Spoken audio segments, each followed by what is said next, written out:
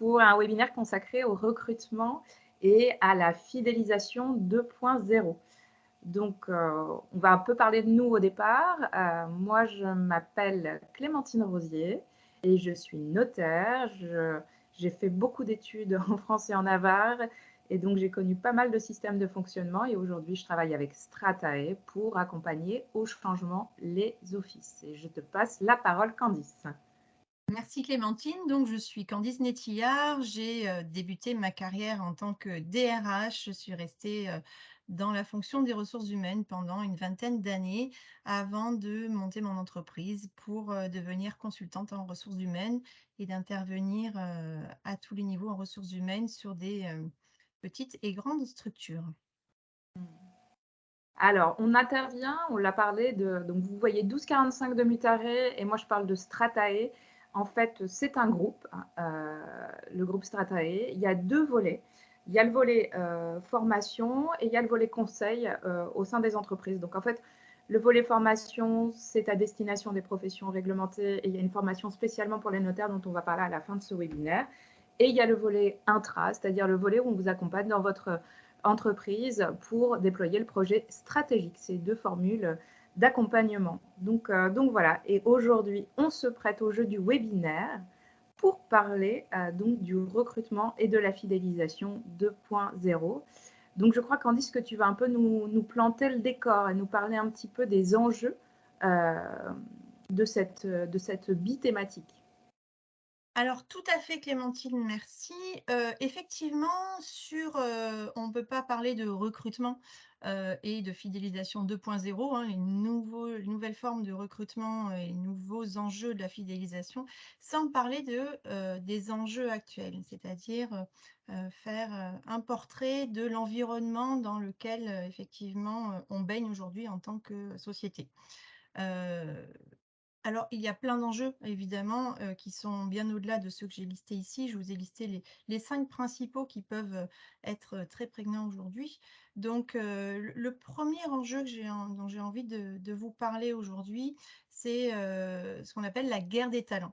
Donc, la guerre des talents, c'est un enjeu qui n'est pas nouveau, hein, et c'est un enjeu qui est apparu dans les années 2000 à peu près, et qui décrit les challenges qui sont rencontrés par les organisations pour embaucher des collaborateurs qualifiés, hein. Donc, plus effectivement le marché des collaborateurs qualifiés est tendu, plus ça fait naître une espèce de bataille entre les entreprises pour embaucher les candidats les plus talentueux, hein. Les entreprises veulent toujours recruter forcément les candidats les plus talentueux, donc c'est ceux-là qui sont recrutés en premier.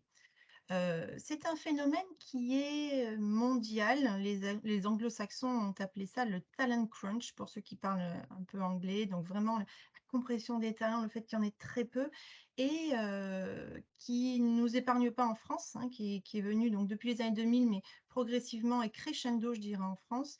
Et on dit qu'en France, on pourrait manquer, d'ici à 2030, d'1,5 million de salariés hautement qualifiés, pardon. Donc, sur ces salariés hautement qualifiés, c'est 1,5 million qui vont manquer à l'appel d'ici à 2030. Donc, il y a quand même une pénurie de certaines catégories de collaborateurs. Et pourquoi on parle de ça aujourd'hui? Parce que le phénomène s'intensifie. Alors, ça s'intensifie pour 2 raisons. Déjà, chez nous en France, et dans d'autres pays par ailleurs, hein, mais il y a le phénomène du papy boom avec les départs en retraite massifs, donc des talents qu'il faut renouveler, hein, les rechercher, puisqu'il y en a une certaine partie de compétences qui partent de l'entreprise dans les années qu'on connaît actuellement. Et puis, une certaine inadéquation des compétences qui sont présentes sur le marché de l'emploi, avec des compétences qui peuvent être recherchées dans les entreprises, hein. Donc, en fait, aujourd'hui, l'enjeu, c'est vraiment, on ne peut pas se permettre de perdre nos meilleures compétences. On a du mal à les recruter. Donc, celles qu'on a aujourd'hui, il faut pouvoir les fidéliser aussi. Donc, il y a ce double enjeu qui est prégnant à travers la guerre des talents. Le deuxième enjeu dont j'aurais envie de vous parler, c'est le taux de chômage. Le taux de chômage élevé. Alors, la bonne nouvelle, c'est qu'il est quand même de moins en moins élevé et il est moins élevé que l'année dernière, mais il reste quand même élevé, hein, puisqu'en France, on a un taux de chômage. J'ai fait le point pour mettre vraiment d'actualité ce matin même. On est à 7% à fin de l'année, 7% de l'ensemble de la population active au chômage. Donc, c'est quand même un taux qui est relativement élevé. Et ça traduit quoi, ce taux de chômage? Ça traduit qu'il y a une partie des professionnels qui est difficilement employable. Difficilement employable, pourquoi? Parce que tout simplement, ils ne possèdent pas les compétences recherchées par les entreprises. Donc, les compétences qui sont disponibles sur le marché ne correspondent pas, ne sont pas en adéquation avec les compétences qui sont recherchées par les entreprises. Donc, ce taux de chômage-là, assez élevé, influe vraiment sur le fait qu'on n'ait pas les compétences en face des besoins des entreprises.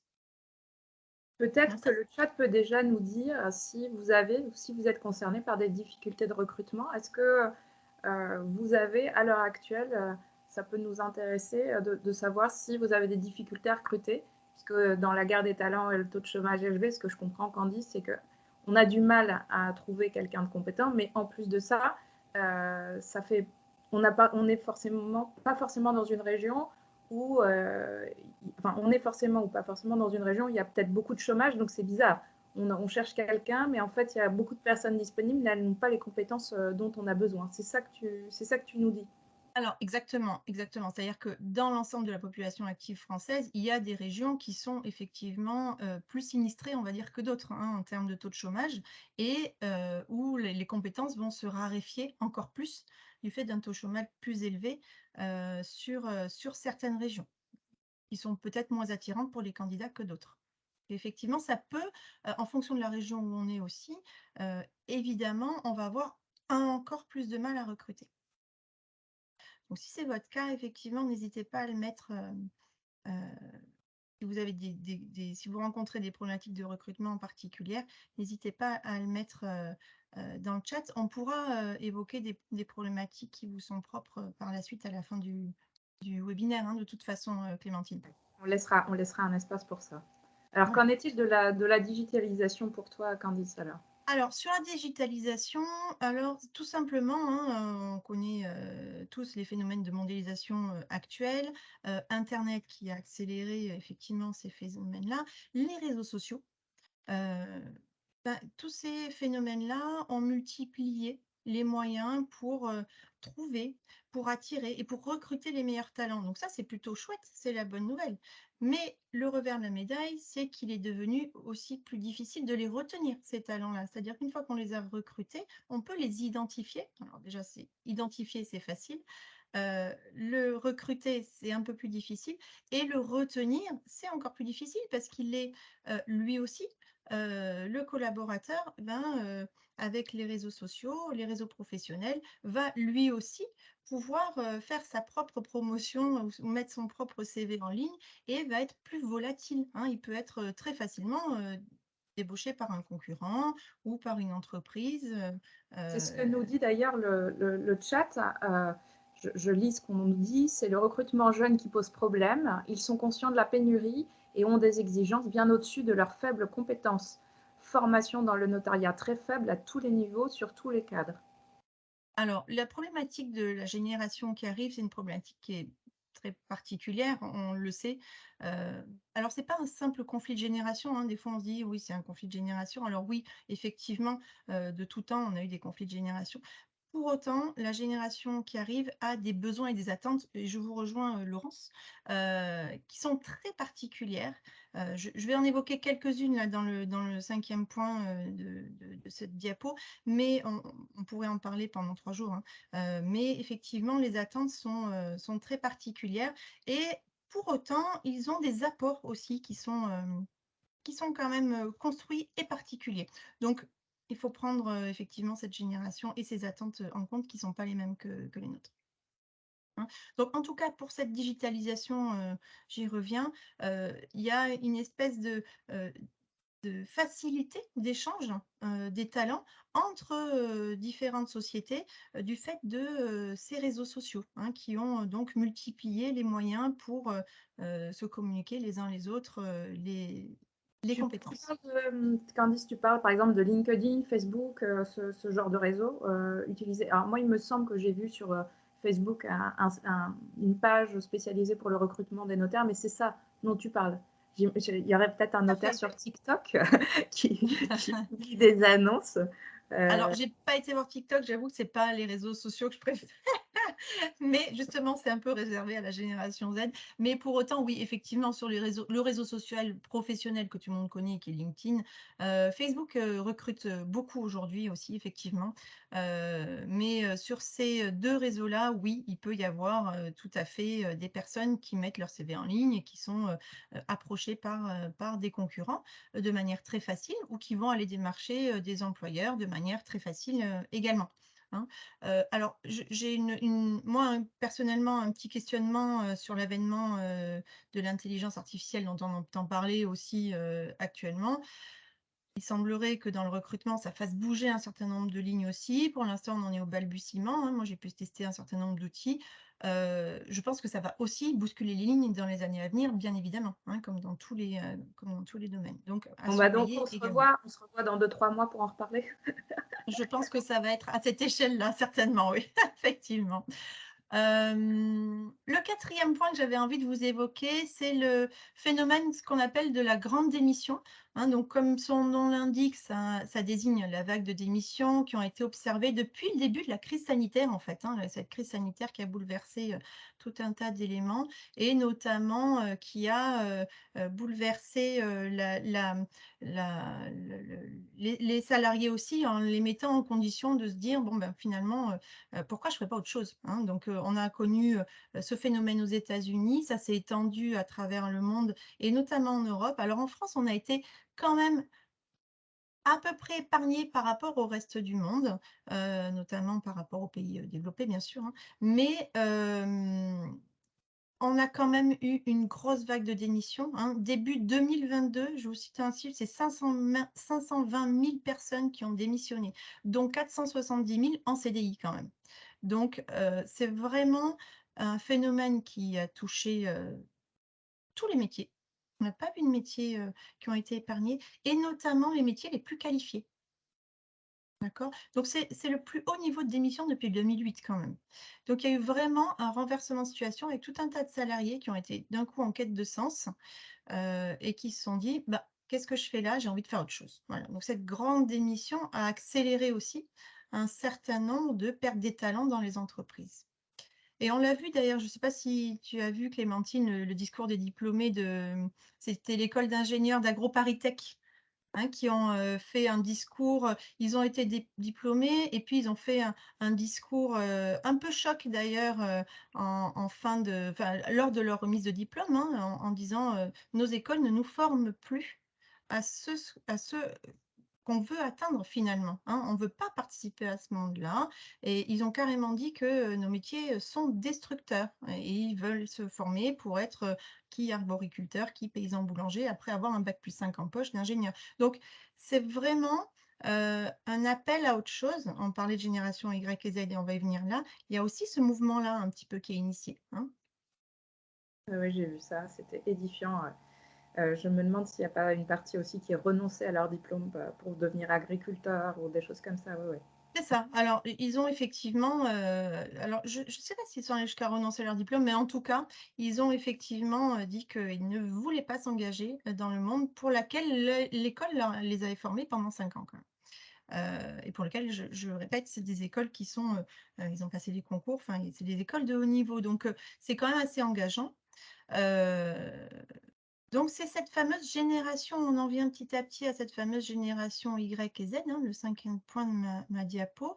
Cette génération-là, eh bien oui, elle a des attentes particulières, elle a des exigences particulières. C'est une génération qui est très volatile, hein. Alors pourquoi Y et Z? Y, c'est celle qui est actuellement, sur le marché. Z, c'est celle qui arrive là, petit à petit. C'est plus ceux qui sont, en train de faire leurs études qui vont arriver.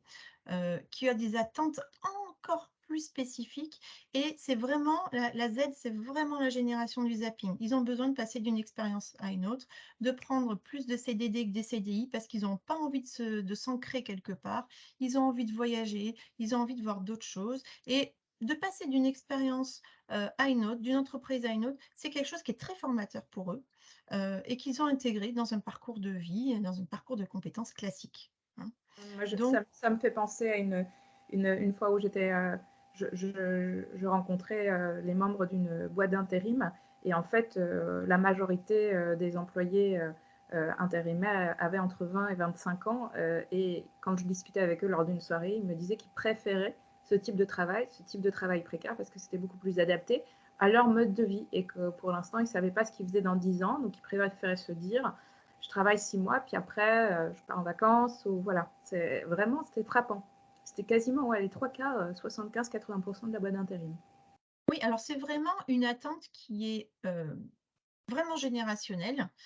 Après, on a 2 modes, soit on arrive à, rentrer, des collaborateurs avec ces attentes-là, soit on ne peut pas en fonction de nos structures, hein, on ne peut pas tous accepter effectivement, ce mode de fonctionnement-là. Mais en tout cas, ça fait partie de leurs attentes et il y a des moyens, on n'est pas là pour parler de ça, mais il y a des moyens effectivement de pouvoir, travailler sur ces attentes-là. Quoi qu'il en soit, c'est une génération qui a la bougeotte et les fidéliser, bah, du coup, ça devient encore plus, compliqué. Est-ce que le chat a des questions? Est-ce que vous avez des remarques? On est tout à fait ouvert à la question et sinon on va rentrer un petit peu plus dans le vif du sujet. On va le laisser un petit peu agir. Donc, on va commencer par le recrutement. C'est ça, Candice? Comment Oui. performer en recrutement? Oui, alors j'ai envie de vous donner, quelques éléments. Alors je vois qu'il y a une question, pardon, dans le chat. Ah oui, on nous dit, on parle de leurs attentes, mais les nôtres. J'imagine qu'il y avait peut-être un point d'interrogation. Qu'est-ce que tu en penses, Candice? Oui, alors effectivement, si je parle de leurs attentes, c'est parce que il y a le point d'interrogation effectivement qui Point suit. d'interrogation est arrivé comme par magie. Merci. Ok. Alors effectivement, si je parle de leurs attentes, c'est parce qu'on est là, pour, déjà dresser un portrait de la société dans laquelle on se trouve, hein, dans laquelle on baigne pour recruter et fidéliser. Mais effectivement, vos attentes, on va en parler et les attentes de la génération, qui arrive, ce sont des attentes, qui sont, pas forcément, démultipliables dans l'ensemble des sociétés, hein. Ils ont la bougeotte, ils ont, envie de passer, d'un métier à l'autre, ils ont envie de passer d'un pays à l'autre. Évidemment, en tant qu'employeur, on ne peut pas accéder à l'intégralité, de leurs demandes. Mais pour autant, nous aussi, on a des demandes et quand on va recruter et on va le voir, c'est un contrat, hein. On est d'accord, eux et nous, sur un ensemble de tâches à accomplir. Donc on va avoir des attentes, il faut que les candidats, puissent écouter nos attentes et nous, en tant qu'employeur, il va falloir qu'on puisse effectivement, écouter les leurs également. Évidemment, il y a des 2 côtés. Je vous remercie pour Alors, votre sur recrutement. question.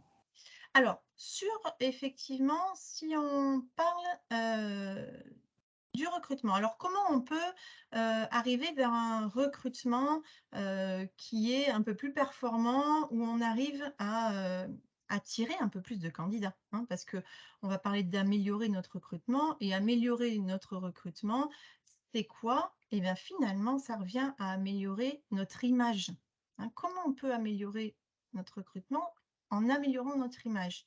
L'image que tout le monde se fait de notre entreprise et à tout niveau du début à la fin et dans chaque process, hein. C'est une image qui doit être améliorée pour chaque pierre qu'on va poser à l'édifice petit à petit. D'accord? Donc, je vous ai dressé 3 grosses parties qui pour moi sont importantes, dans laquelle on va pouvoir travailler à cette amélioration. Donc, on va parler d'expérience client. Vous verrez pourquoi je parle de vos clients, alors qu'on est sur du recrutement. On va parler de l'expérience candidat et du onboarding, dont vous avez peut-être entendu parler, ou le tout début de ce qu'on appelle l'expérience collaborateur. D'accord? Donc, on va essayer de synthétiser parce que c'est des choses qui sont, qu'on pourrait développer pendant longtemps, mais pour synthétiser, le premier point de l'expérience client, eh bien, on l'a vu à l'heure de la digitalisation, hein, et du e-recrutement, eh ben, vous pensez bien qu'aucun candidat aujourd'hui ne postule sans avoir exploré les sites carrières de votre entreprise, éventuellement les comptes de l'entreprise sur les réseaux sociaux, les profils sur Glassdoor et j'en passe et des meilleurs, hein, les comptes Google de l'entreprise, tout ce qui peut se dire sur l'entreprise. Alors là, j'ai une petite question pour le chat parce que moi, j'ai connu ce site-là récemment. Est-ce que vous connaissez Glassdoor et est-ce que, par curiosité, vous êtes allé sur ce site pour voir s'il y avait un commentaire sur votre entreprise? Et un peu même chose pour les avis Google. Est-ce que vous avez des avis? Est-ce que vous y avez répondu? Est-ce que vous y êtes intéressé? Moi, ça nous intéresse de le savoir avec Candice parce que moi, j'ai effectivement appris il y a quelques années que Glassdoor existait. Et c'est pas quelque chose, c'est pas un réflexe que j'aurais eu dans le milieu du notariat. Oui, alors Glassdoor, c'est, pour ceux qui n'en ont pas encore entendu parler, hein, ça a fait, vraiment, Glassdoor a fait parler de lui il y a quelques années avec, les plus grosses entreprises. En fait, c'est le moyen qui est laissé aux salariés d'une entreprise de s'exprimer librement sur les conditions, qu'ils peuvent connaître à l'intérieur de l'entreprise. S'ils sont bien traités, s'ils sont contents, s'ils sont heureux, s'ils sont bien écoutés, s'ils ont des bonnes conditions de travail. Ils peuvent même mettre leur salaire en toute transparence, et ils peuvent mettre des choses, bonnes comme des choses mauvaises sur leur entreprise. C'est très, très utilisé aujourd'hui. J'en ai parlé, dernièrement encore avec des recruteurs, hein, qui vont aller chercher des compétences. C'est très utilisé par les candidats, hein, qui vont aller voir ce qui se dit sur Glassdoor avant de venir postuler chez vous. Donc, ce qui est dit, sur ces réseaux sociaux-là, sur Glassdoor, notamment sur LinkedIn, sur tout ce qui véhicule l'image de l'entreprise est important, d'accord? Ah oui, parce que là, tu vas nous dire, est-ce que c'est ça? C'est que comme le client, il lit les commentaires, on imagine que le client, c'est potentiellement le futur collaborateur, c'est ça c'est vers où tu veux nous emmener? Alors Et presque qu'en fait, ça, on a accès à la même information? presque ça, sauf que je vais retourner la situation, Clémentine. C'est-à-dire qu'un candidat, il va se renseigner sur l'entreprise, on l'a compris. D'accord? Mais il y en a un de candidat qui va pas du tout aller se renseigner sur l'entreprise et c'est celui-là qui est plus embêtant. C'est celui qui a entendu parler de vous par vos clients et qui a entendu parler de vous en mal. C'est pour ça que l'expérience client se soigne. C'est-à-dire que une mauvaise expérience client va faire parler de vous de la mauvaise façon, hein. Un client mécontent, on le sait, ne va pas tarir d'inéloges, je ne sais pas comment on va dire, mais de, de mauvaises choses à dire, sur sa mauvaise expérience qu'il a eue avec vous. Et les candidats, en entendant ce qui se passe par rapport à ça, ne vont pas avoir envie de candidater chez vous. D'accord? Donc ça commence, si vous voulez, le recrutement commence par soigner son image client, d'accord? Parce qu'une expérience négative avec l'entreprise fait pâtir l'entreprise potentiellement de candidats. D'accord? À l'inverse, une image attractive attirera les candidats. Donc, on soigne son image auprès des clients. D'accord? Euh, Ça, c'est la première chose et le premier point pour travailler son image en global. La deuxième chose dont j'ai envie de vous parler, c'est plus centré sur l'expérience candidat. Donc, l'expérience candidat, là, on est sur vraiment la perception qu'a un candidat du processus de recrutement d'une entreprise, hein. Depuis sa toute première interaction, le plus souvent sur les réseaux sociaux, jusqu'à son recrutement, en fait. Quel est tout le process? Comment il vit ce process-là? Donc, quand est-ce qu'on peut parler d'une expérience candidat réussie? Eh bien, il y a des petites choses à mettre en place pour que les candidats se sentent considérés dans toute cette expérience-là qu'ils vont avoir et ces échanges qu'ils vont avoir avec vous. La Tu première parles, chose, attends, Candice, j'ai un point pour toi, mais tu parles aussi des personnes qui ne sont pas retenues. Tu parles des deux. Tu parles des candidats qu'on retient et des candidats qu'on ne retient pas. ah oui, oui, complètement. Parce que les candidats que vous retenez pas aujourd'hui vont peut-être être vos collaborateurs de demain, hein. On est dans un monde où il y a pénurie. Si vous traitez pas correctement les candidats que vous n'avez pas retenus pour être votre collaborateur, eh bien, ils n'auront pas envie de venir repostuler chez vous demain quand vous aurez besoin d'un nouveau collaborateur.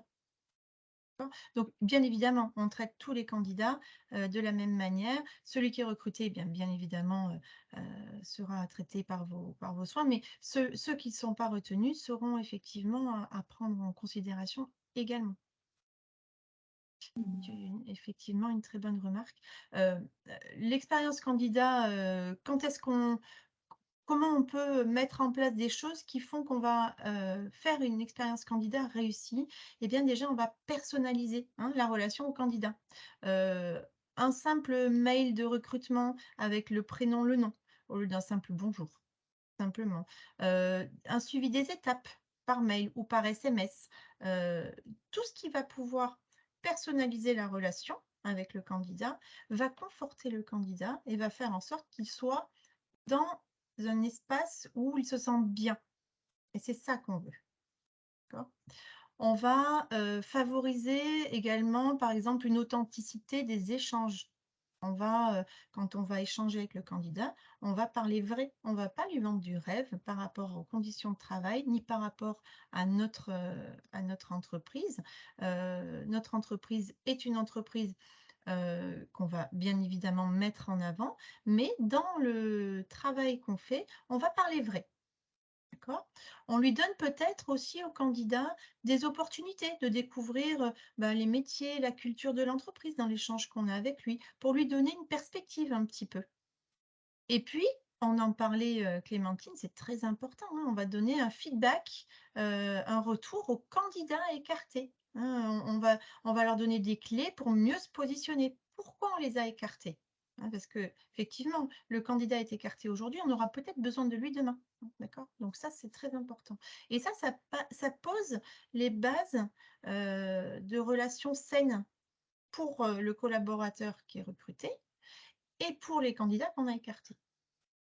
Alors, il y a même, j'ai vu des expériences qui sont intéressantes dans les entreprises, et ça commence un petit peu à venir en France également. On peut donner un petit coup de tonus supplémentaire à la future expérience candidat. Il y a des expériences qui se font autour de collaborateurs qui recrutent eux-mêmes leurs futurs collaborateurs, en fait. C'est plus le N+1 qui recrute. Alors, le N+1 peut faire partie de ceux qui recrutent ou venir au final, hein. Bien sûr, il aura le point de validation du candidat recruté, mais certaines entreprises commencent à mettre en place, à interroger au moins certains collaborateurs pour faire partie des entretiens et pour interroger le futur collègue qui intégrerait leur équipe. Alors, ça a un effet positif, ça, et un double effet positif, je dirais.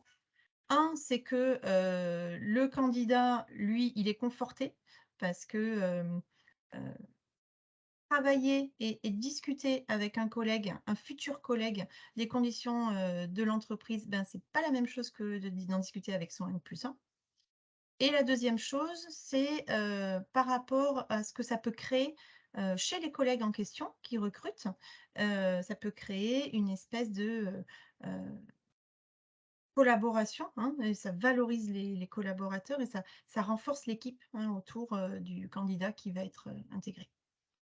En filigrane, quand on parle expérience client, expérience candidat et expérience collaborateur, est-ce que Candice, on vise aussi derrière ça l'élaboration du projet stratégique de l'entreprise, c'est-à-dire notre lisibilité, les valeurs de l'entreprise, en fait, tout ça a été travaillé et l'expérience client, l'expérience candidat et l'expérience collaborateur ruissellent de ça. C'est... Complètement, complètement. Quand on va travailler au recrutement, on va travailler aussi sur nos valeurs, hein. Il faut que ces valeurs, elles transparaissent à travers notre recrutement. On en parlera sur la slide d'après, mais effectivement, on parle aussi de ça. Et alors, qu'est-ce que c'est l'onboarding? Alors, l'onboarding, c'est le lancement officiel de l'expérience collaborateur. On est au tout début. C'est en fait cette période d'intégration, hein, du nouveau salarié et qui marque la transition entre le moment où j'étais candidat et le moment où j'intègre l'entreprise. Ça y est, je suis collaborateur. Donc ça, c'est une étape importante, hein, où le candidat a besoin d'être accompagné, ses attentes se précisent. On va mesurer, hein, quand je vous disais tout à l'heure, on va parler vrai pendant le recrutement, bah, c'est là où le candidat va pouvoir mesurer si votre parler était vrai ou pas. Il va être dans les conditions de l'entreprise et voir si on lui a vendu du rêve ou si effectivement il est effectivement dans ce qu'on lui a vendu à l'entretien. Donc c'est une période sensible là où le candidat il va être volatile. Et je rappelle, c'est une période d'essai. Et qui dit période d'essai, c'est pour vous et pour lui. Donc là, c'est le moment de vraiment prendre en charge le candidat. Il va s'attendre à se voir donner certains objectifs, pardon, et c'est un processus qui va s'étendre sur plusieurs semaines, voire plusieurs mois après la prise de poste, hein, avec des moments de rencontre et des objectifs cadencés et mesurables. Et alors maintenant, concrètement, comment on peut mettre en place des outils par rapport à ce recrutement dans les études? Est-ce que toi, Alors, tu as des outils? oui, rapidement pour se donner les moyens, effectivement de recruter, ces candidats au mieux. Alors, on l'a compris, hein, on va travailler un petit peu, ces réseaux sociaux. On va voir, ben, déjà quelle image on a sur Glassdoor, on en a parlé. On va voir, sur LinkedIn, on va essayer de parler de nous, hein, et puis de surveiller ces réseaux sociaux. Qu'est-ce qu'ils se disent de nous, sur ces réseaux sociaux-là? On peut mettre en place des programmes de recommandation. Vous savez, c'est aussi, ces méthodes qui visent à inciter vos collaborateurs à recommander notre entreprise en échange de récompenses, des rétributions financières, des remises de cadeaux. Donc, là, c'est les collaborateurs eux-mêmes qui vont aller chercher nos futurs candidats. Donc ça a l'intérêt de multiplier, hein, nos possibilités de recrutement.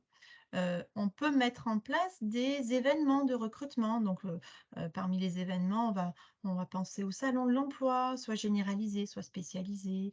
On peut faire partie de salons professionnels et on va pouvoir aller chercher des candidats à la source, hein. On va mettre des événements en place dans les écoles qui nous intéressent et mettre des partenariats en place avec les écoles pour qu'ils nous envoient leurs meilleurs recrues pour plus tard. Et puis enfin, on va former les collaborateurs, on forme les personnes qui font du recrutement, hein. On en parlait tout à l'heure, l'image de l'entreprise passe aussi par les personnes qui recrutent. Donc, ils vont faire passer des messages importants. Donc, c'est important qu'ils soient formés pour fluidifier et sécuriser ce process. Merci, c'était super clair.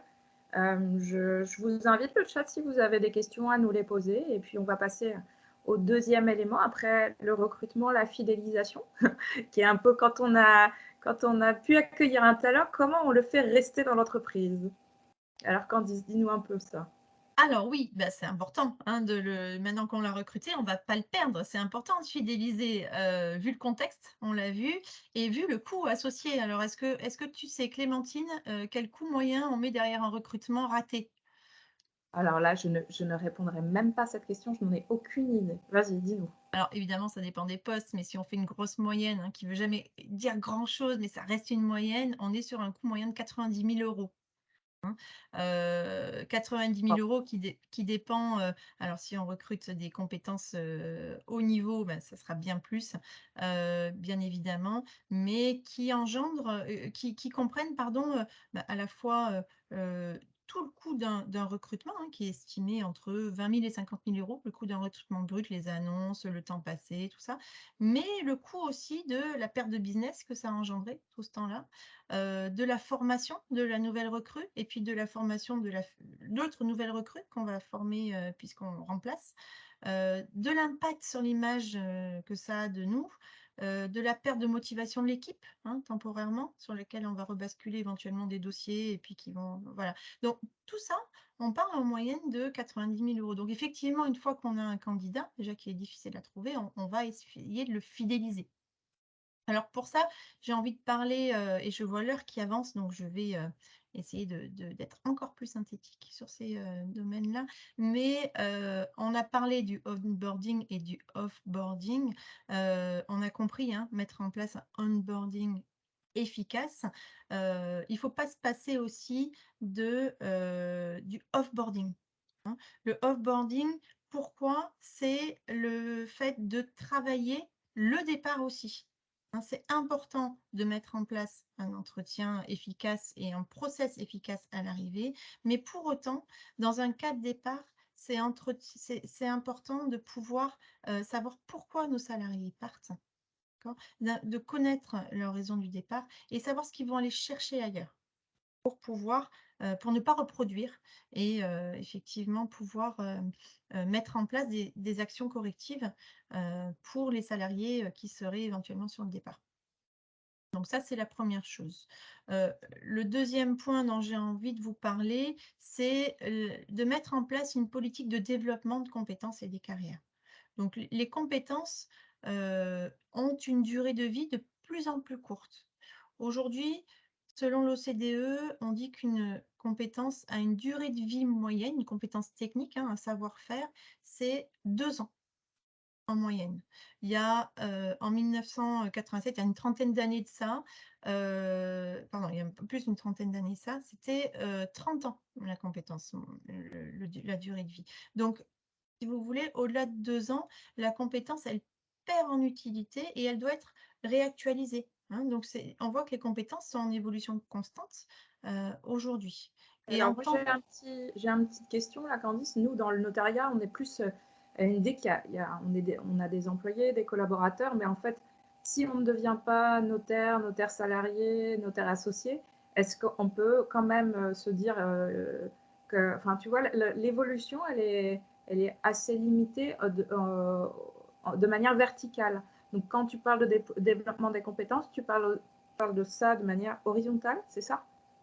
Alors oui, je suis d'accord avec toi. Effectivement, les salariés, ils vont être toujours assurés par des perspectives d'évolution. Donc, on va donner aux salariés des perspectives d'évolution. Et quand on parle de perspectives d'évolution, très souvent, on parle d'évolution hiérarchique. Ce n'est pas forcément le cas. On peut parler effectivement de cette évolution horizontale, hein. On a toujours, on a souvent des possibilités d'évolution et de mobilité interne. C'est un parcours qui peut être proposé aux salariés. On a, par exemple, on peut aller chercher à développer d'autres marchés, investir un nouveau secteur géographique, développer un nouvel office. Ça crée autant de possibilités d'offrir des perspectives aux collaborateurs, hein. Je ne connais pas un salarié aujourd'hui qui rentre dans une entreprise et qui se dit: «Pour les 50 prochaines années de ma vie, je vais rester là». C'est un petit peu compliqué. On l'a vu d'autant plus avec la génération qui arrive. Si on donne des perspectives d'évolution, plus on en donne, plus on rassure le salarié, hein, sur son parcours dans l'entreprise et plus, effectivement, il sera fidélisé. Et Le alors, qu'en est-il de cette rémunération attractive alors? Et de ce alors cadre de travail agréable, d'INSA? Alors la rémunération, ça reste quand même un petit peu le nerf de la guerre pour, beaucoup, de salariés. Effectivement, pour rester en tête des employeurs, il faut avoir une rémunération, attirante, hein. Donc pour ça, on se renseigne sur les rémunérations sur le marché. On essaye de savoir, effectivement quelles sont les rémunérations qui sont, exercées chez nos principaux, concurrents. Et puis, on valorise peut-être un certain nombre d'éléments, soit qu'on n'a pas mis ou on met en place, soit c'est les éléments qu'on n'a pas mis en place, soit on valorise si on les a mis en place parce qu'on n'a pas pensé à les valoriser. Ce sont les périphériques de la rémunération, hein, tous ces avantages qu'on peut donner à côté. Très souvent, on a mis des chèques déjeuner en place, peut-être des jours de congés supplémentaires, peut-être un certain nombre de jours de formation par an qui est très développé chez nous, un contrat collectif de mutuelle qui est intéressant, un compte épargne-temps. Et on ne pense pas tout ça à valoriser. J'avais fait l'expérience dans une entreprise en fin d'année, il était donné un bilan de la rémunération et il était valorisé, hein, en sonnant et trébuchant, tous ces à côté pour que le salarié se rende compte effectivement des à côté de la rémunération et ce que ça pouvait coûter à l'employeur et ce que ça pouvait rapporter aux salariés à côté. Donc quelquefois, soit mettre en place, soit penser à valoriser ce qui est déjà mis en place, ça peut aussi inciter le salarié à dire: «Oui, effectivement, il y a la rémunération, mais à côté, il y a tout un tas d'éléments à prendre en place aussi». D'accord? Et enfin, on pense à, un cadre de travail agréable. Donc cadre de travail agréable, c'est quoi? On parle de cadre effectivement, psychologique, hein, et physique, qui soit sain.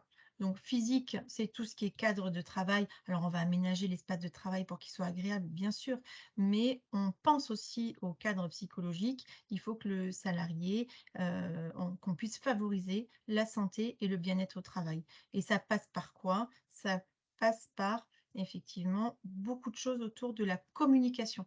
On développe une culture d'entreprise forte, on communique entre collaborateurs et on incite les collaborateurs à communiquer entre eux. Donc ça, c'est vraiment quand on consulte les collaborateurs, quand on les écoute et quand on est à l'écoute de leurs avis, c'est important.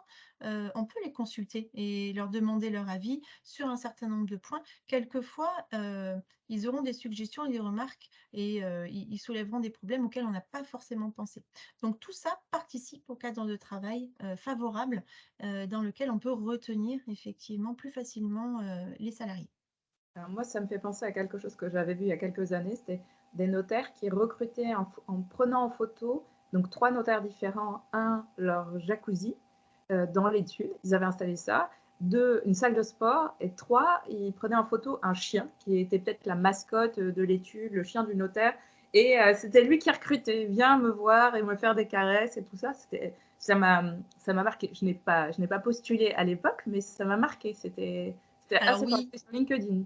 oui, effectivement, Clémentine. Alors, on peut le voir dans certaines annonces. Alors, c'est des annonces qui veulent être attirantes. Pour autant, faut pas se perdre là-dedans. C'est très bien, mais si on n'a pas pensé à tout le reste et si effectivement les conditions, de santé et du bien-être au travail sont pas réellement pensées, bien évidemment, hein, ça fait partie du parler vrai, ça marchera pas, très longtemps cette stratégie. Alors, il faut vraiment, que ce soit un global, hein.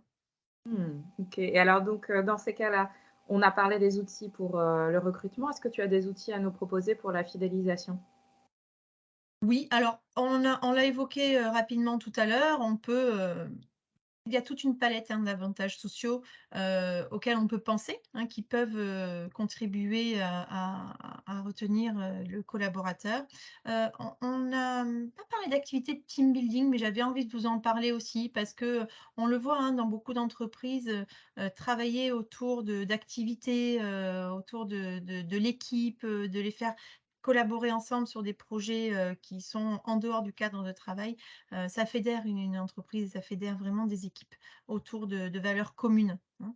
Et puis, il y a un point aussi avec, le télétravail, hein, on en entend, évidemment beaucoup parler et c'est encore une question pour beaucoup, d'entreprises, même si, beaucoup s'y sont mises. Le télétravail, ça fait partie des conditions, qui peuvent être mises en place aujourd'hui, qui sont vécues comme un avantage et ce télétravail d'ailleurs ferait partie de l'objet, hein, le management à distance, de l'objet du prochain webinaire. Donc on n'en parle pas beaucoup aujourd'hui, mais ne vous inquiétez pas, c'est en mai, ce sera le cas. Écoute, merci beaucoup Candice. Est-ce que tu as brièvement une idée pour une synthèse de tout ce qu'on vient de voir sur ces 2 grandes notions de recrutement et de fidélisation? Qu'est-ce qu'on doit retenir? Alors oui, j'espère que, vous aurez pu, retenir quelques éléments. En tout cas, vous l'avez compris, soigner son expérience candidat, hein. Ça, c'est vraiment, quand on accueille quelqu'un, il faut que l'image de l'entreprise puisse être, irréprochable à tout niveau. Parce que de plus en plus, à travers les réseaux sociaux, on parle de nous, on parle de notre façon de faire, on parle de nos expériences. Et puis alors la jeune génération aime bien, exploiter et dire, ses expériences, au monde entier. Donc s'il a vécu une bonne expérience avec vous, même s'il n'est pas recruté, eh bien ça se verra. Donc ça pourra donner envie aux autres de venir chez vous. Élaborer un parcours collaborateur, on en a vu, l'importance, hein. C'est vraiment avoir un process et faire des étapes pour que le collaborateur se sente, en confort à chaque étape et ait des perspectives. Ça, c'est très important et on a parlé de cette fameuse mobilité, horizontale. Et enfin, intégrer les enjeux du digital. Vous l'avez vu avec, tout ce qui peut être dit sur les réseaux sociaux. Allez voir les réseaux sociaux vraiment, ce qui se dit sur vos entreprises, sur vos offices, sur les réseaux sociaux. Faut pas avoir peur qu'on dise, des bonnes choses ou des mauvaises choses. Au contraire, il faut s'y confronter et voir pourquoi, les choses ressortent pour pouvoir après, s'en servir pour rebondir. Merci beaucoup. Écoutez, est-ce que vous avez des questions? On va donc, nous sommes quasiment pile à l'heure, donc on va vous inviter si vous avez des questions à les poser, si vous avez quelque chose de particulier à nous partager ou une notion qui n'est pas forcément comprise, voilà. Euh, En tout cas, merci beaucoup pour votre participation. C'est toujours un plaisir de co-animer des webinaires avec des personnes différentes à chaque fois. Aujourd'hui, donc on a parlé recrutement et fidélisation, mais il y aura encore des prochains webinaires qui vont avoir lieu.